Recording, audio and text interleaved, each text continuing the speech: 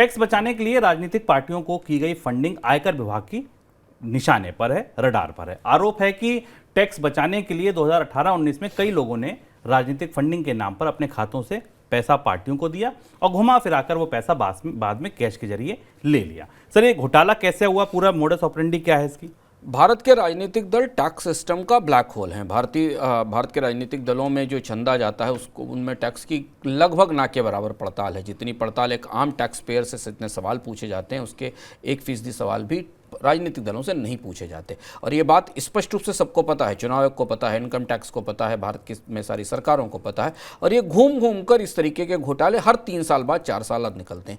तरीका बहुत आसान और बहुत सामान्य है। राजनीतिक दलों को लोग अपनी पूंजी से पैसा देते हैं, वो पूंजी राजनीतिक दल किसी उनके ही वेंडर को किसी सर्विस के लिए दे देते हैं और उस वेंडर का बिल लेकर वो चुनाव आयोग को खर्च के तौर पर दिखा देते हैं और बाद में पैसा सर्टेन कमीशन के बाद वापस उस व्यक्ति के पास पहुंच जाता है जिसका वो पैसा होता है। और ऐसा इसलिए होता है क्योंकि भारत के राजनीतिक दलों के लिए एक खास तौर पर एक अपारदर्शी नॉन ट्रांसपेरेंट कोना इनकम टैक्स डिपार्टमेंट में बना हुआ है, इनकम टैक्स कानून में बना हुआ है, जहां वो पूरी तरह अपारदर्शी संचालनों में रहते हैं। अभी जो ताज़ा मामला है 2018-19 के मामले के ट्रांजेक्शंस का है।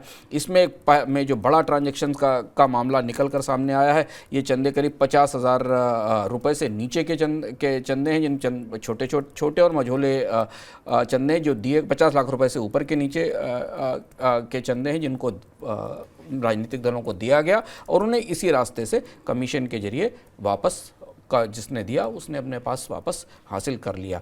और इसका समाधान सिर्फ यही है कि भारत में राजनीतिक दलों के लिए भी इनकम टैक्स की पारदर्शिता के नियम उतने ही सख्त होने चाहिए, बल्कि शुभम आम लोगों से ज़्यादा सख्त होने चाहिए। जितनी पारदर्शिता और जितनी इंफॉर्मेशन रिटर्न और जितने सवाल इनकम टैक्स डिपार्टमेंट आम टैक्स धारकों से पूछता है, अगर वैसे ही सवाल वो राजनीतिक दलों से पूछे, जितने सवाल वो कंपनियों से पूछता है उतने सवाल भी राजनीतिक दलों से पूछे, तो शायद इस समस्या का समाधान मिल जाएगा।